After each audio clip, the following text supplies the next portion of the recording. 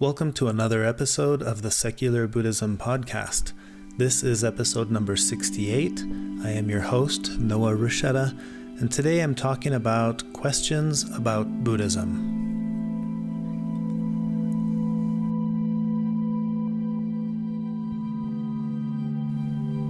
When I started this podcast a few years ago, I started to receive several emails with questions that people had to expand on a specific topic or to clarify a certain teaching. And I've been answering these questions for quite some time, usually by email. Then, with the podcast being out, I was eventually approached by a publisher and I was offered the opportunity to write a book about Buddhism that just recently came out. It's available for pre-order now on Amazon. And the book is called No Nonsense Buddhism for Beginners, Clear Answers to Burning Questions About Core Buddhist Teachings.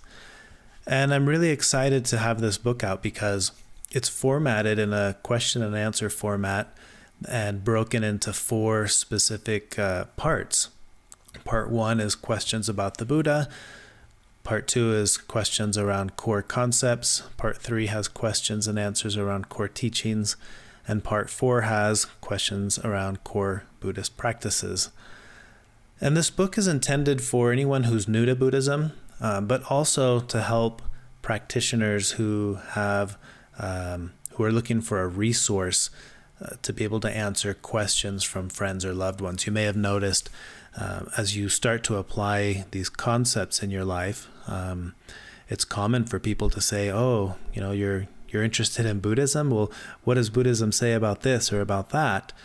If you're like me, you've probably noticed that is a common thing from friends and family. So this book serves as a good platform to be able to address some of these questions, to answer them in a way that people who are not familiar with Buddhism or any concepts around Buddhism would be able to understand the answers to some of those questions.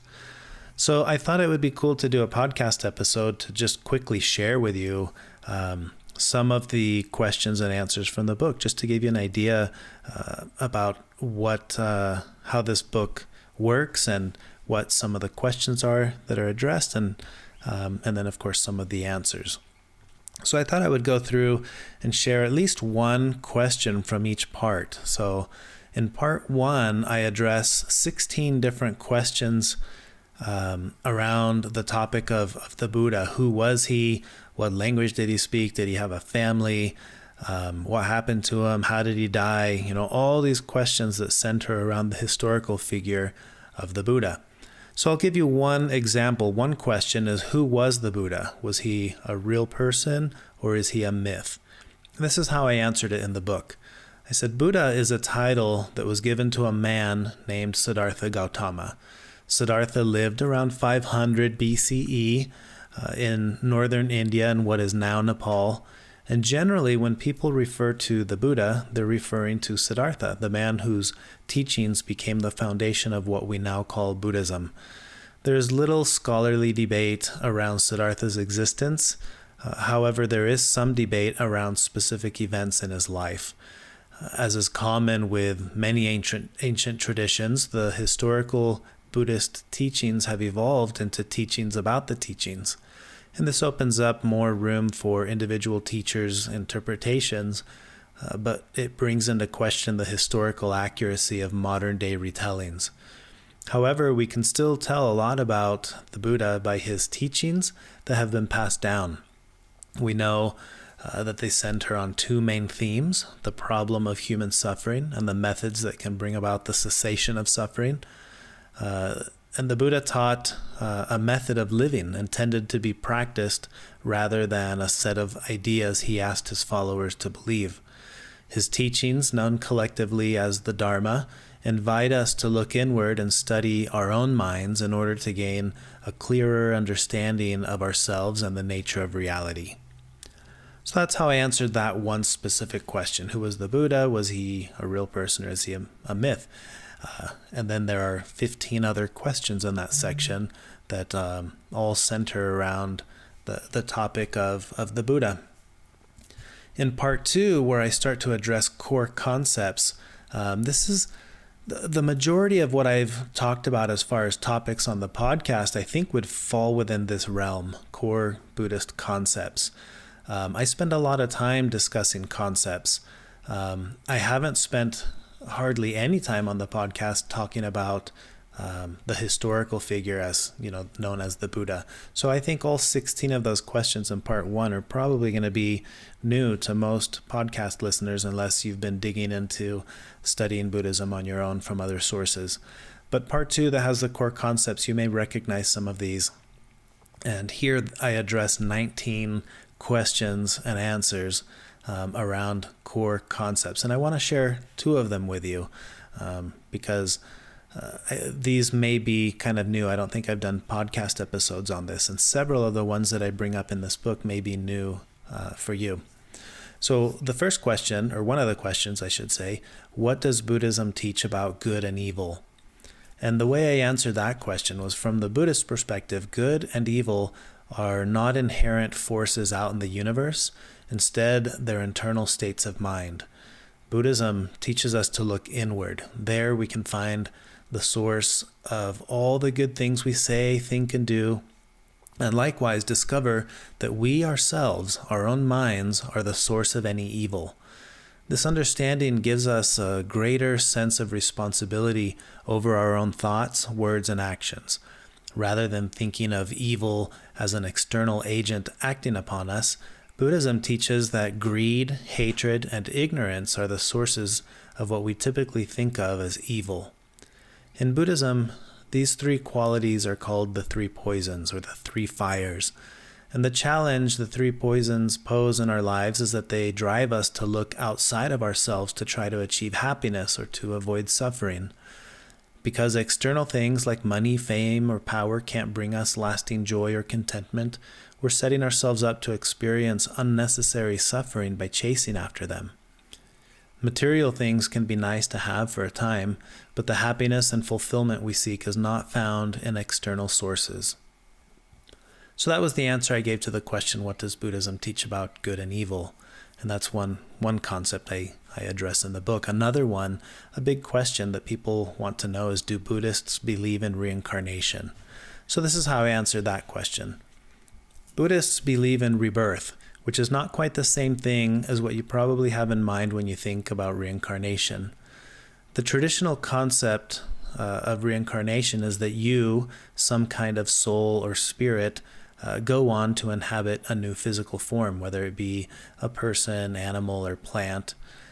Though some Buddhist schools think of rebirth as something closer to this idea of reincarnation, it doesn't fit with other Buddhists' understanding of impermanence and non-self. We're changing form every day, experiencing rebirth, even from one moment to the next. The you that's listening to this is literally not the same you who will be listening at the end of the podcast as the you that was listening at the beginning. If there is no permanent you, which part of you could transcend death to become reincarnated? When we observe nature, we see constant rebirth. After all, the law of conservation of energy in physics states that energy can't be created or destroyed. It can just be transformed from one form into another. A cloud changes form and becomes rain. The rain becomes part of a river, flows into the ocean, and then gets heated up and evaporates into the air, where it may become a cloud and start the process all over again. What was for a time a cloud is transformed into something new, and we don't say the cloud dies when it changes form into raindrops. Are we really any different from the cloud? When we die, our bodies change form as they decompose and become part of nature, but they never cease to exist. And Buddhists believe that humans, like everything else in nature, are part of a continual cycle of change. So that's how I answered that question about reincarnation. You can imagine 19 or 17 other questions beyond the 2 that I just shared with you. I really go deep into a lot of these core Buddhist concepts. In part 3 of the book, I talk about core teachings. I have 17 questions and answers that I address in this section. and I'll just share one of them.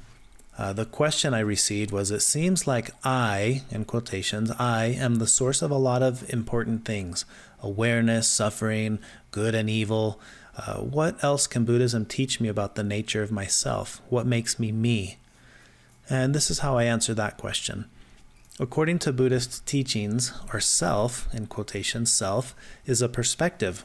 It is a product of our perception. Our sense of self is an event that occurs rather than a thing that exists. Imagine pausing a movie to see a single still image. Every film is made up of those individual frames. But when we watch movies, we perceive them as one continuous moving image telling a connected story. Ourselves are like the film strip, a collection of unique still frames that are generated in each moment-to-moment experience of being alive. If you could pause time and see the individual frame in this specific moment, you would see that it's slightly different from the ones just before and after it. In other words, the you of right now is not the same you of the previous moment. The Buddha taught that we are made up of 5 components that come together to create the perception of a distinct individual I or me. And these 5 components are called the 5 skandhas, a Sanskrit word meaning aggregates or heaps. The 5 aggregates are form, sensation, perception, mental formations or thoughts, and consciousness. On this subject, the Buddha furthermore taught that we sense reality and our world through 6 sense organs. The eyes sense visible form, the ears sense sound, the nose senses odor, the tongue senses taste, the body senses tangible things, and the mind senses thoughts or ideas. You'll notice that the first 5 senses are the ones we're all taught in school, but Buddhism also considers the mind to be a sense organ, since our minds sense thoughts and ideas. So that's how I answered that question. But then I go on to answer, because the follow-up questions ask about the specific 5 aggregates. So I have 5 different questions centered around each of the 5 aggregates. I won't share that here, but in the book you would certainly get a lot more information on the 5 aggregates than what I just shared. And then in part 4, the final part of the book, I talk about core practices. Again, practices are not really addressed in the podcast. The podcast almost exclusively addresses Buddhist concepts, core concepts. So part 1, part 3, teachings, you get a mix of that in the podcast, and part 4, practices. Those are going to be all unique topics that I've never really gone into on the podcast. So one of the questions that I address in part 4 is the question, everybody talks about meditating, and the Buddha found enlightenment through meditation, so it seems like an important practice, but how do you do it? Is there a correct Buddhist way? And I guess I'm going to go back for a second, because this is a topic that's addressed in the podcast, but here's how I answered that question. There are countless meditation techniques and methods taught among the various schools of Buddhism. And some schools of Buddhism don't practice meditation at all. One of the most common techniques is mindfulness meditation. The goal of this technique is to learn to become an observer of the world and our own experiences. We spend so much of our time in thinking mode, ascribing meaning to our thoughts and emotions. We chase after thoughts with other thoughts, or try to control our thoughts, which only aggravates the overall problem of being habitually reactive. Mindfulness meditation helps us break out of this cycle of reactivity. The technique can be as simple as observing your breath. Notice what it feels like to breathe. Can you feel the slight temperature fluctuations at the tip of your nose between the in-breath and the out-breath? Do you notice the subtle rise and fall in your chest, shoulders, or abdomen with each breath? When we observe, we pause our reactive thinking and stop making meaning. For example, when we're sitting outside watching the clouds float by, we don't have the tendency to ascribe value to the shapes that we see. We don't think, oh, this is a good cloud, or that's a bad cloud. This cloud isn't puffy enough, or that cloud is too tall. In these moments of observation, we just see the cloud for what it is. when we turn this process inward, we can start to experience the same unbiased, non-judgmental attitude toward our own thoughts and feelings. Suddenly, we're not judging our anger as good or bad. We just notice that we're experiencing an emotion and allow it to remain without resisting it or trying to fight it off. Before we know it, the emotion will dissipate or be replaced by another, just like the clouds in the sky. So that's how I answered the question about meditation. Now, under core practices, I'll talk about several Buddhist practices, from chanting to to meditation. 12 different questions and answers in that section. So the book overall has 64 total questions. And again, these are questions that I've collected in the years of having the podcast and teaching workshops. So I'm really excited to present this book somewhat as an introduction to Buddhism. It's like the title suggests, Buddhism for beginners. But really, it's for anyone who's interested in understanding what the core Buddhist concepts and teachings are and practices, and then, of course, who was the Buddha, and all the questions centered around the historical figure that we know as the Buddha. So it's a book that I think would be really helpful for any practitioner who's wanting to have a deeper understanding of these concepts. And that's where I was at the beginning of all of this, my journey with Buddhism. What I found was Buddhist practices were really helpful, specifically meditation. It was really working for me. It was helping me to find peace in my life. And I wanted to understand where does this come from? Who came up with this? Why does this work? So that journey of trying to understand meditation as a practice led me to understand and to study and understand with greater depth Buddhism in general.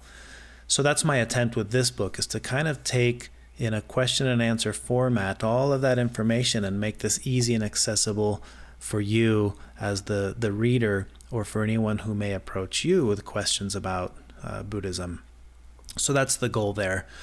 One of the things I do plan on eventually doing with this book is having, I've traveled around and done these workshops, one-day workshops, where it's an introduction to mindfulness or an introduction to Buddhism.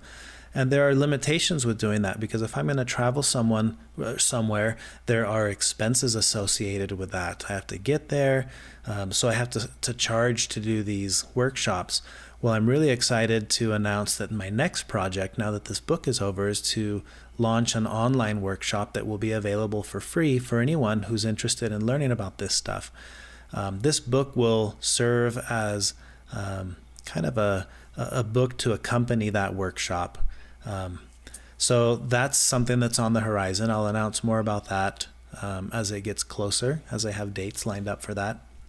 But for now, the main thing I wanted to do was just introduce you to this book, give you an example of some of the questions and answers that are addressed in the book, and let you know that there are 64 total questions there that, if you're interested in hearing, you can learn about them. You can visit secularbuddhism.com, where you'll see the link there for the book, or you can visit everydaybuddhism.com. That is a URL that links directly to the book. Makes it easy to remember. So secularbuddhism.com, you'll find it. Everydaybuddhism.com, you will also find it. And that's all I wanted to share for today. So if you enjoyed this podcast episode, please share it with others, write a review, give it a rating in iTunes. If you would like to join our online community, you can visit secularbuddhism.com/community. And that's all I have for now. I look forward to recording another podcast episode very soon. Thank you, and until next time.